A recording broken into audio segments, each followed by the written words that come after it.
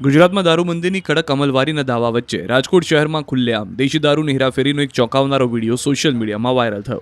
દાવા પ્રમાણે આ ઘટના રૈયા ટેલિફોન એક્સચેન્જ પાસેના વિસ્તારની હોવાનું જાણવા મળ્યું. વાયરલ વિડીયોમાં જોઈ શકાય છે કે એક બુટલેગર બાઇક પર દારૂની પોટલીઓ લઈને જઈ રહ્યો હતો.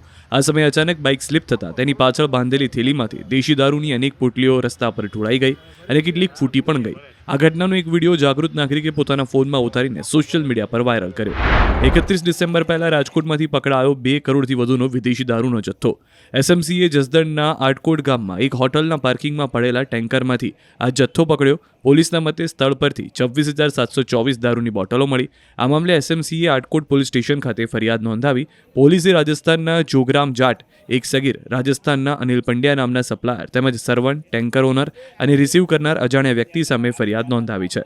એસએમસીને 6 ડિસેમ્બરે ચોક્કસ બાતમી મળી હતી કે રાજસ્થાનના ફતેપુર ખાતે રહેતા અનિલ પાંડ્યાએ પંજાબ ખાતેથી વિદેશી દારૂના મોટા વાહનો મારફતે ગુજરાતમાં મોકલાવેલો છે.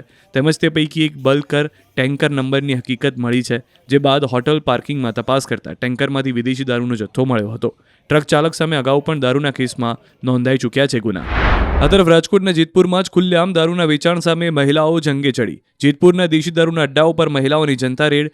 ચામુંડાનગરમાં બુટલેગરના ઘર પર મહિલાઓએ રેડ કરી હોબાળો કર્યો. એટલું જ નહીં, બુટલેગરોના ઘરમાંથી દેશી દારૂની પોટલીઓ પણ પકડી હતી.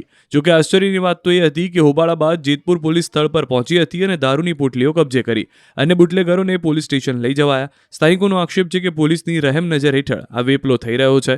ચામુંડાનગરમાં છેલ્લા ઘણા વર્ષોથી ખુલ્લેઆમ દેશી દારૂની હાટડીઓ ચાલતી હોવાનો સ્થાનિકોનો આક્ષેપ. QR કોડ સ્કેન કરો અને ડાઉનલોડ કરો ન્યૂઝ 18 એપ. મેળવો ગુજરાત અને દેશ દુનિયાની પળે પળની અપડેટ્સ.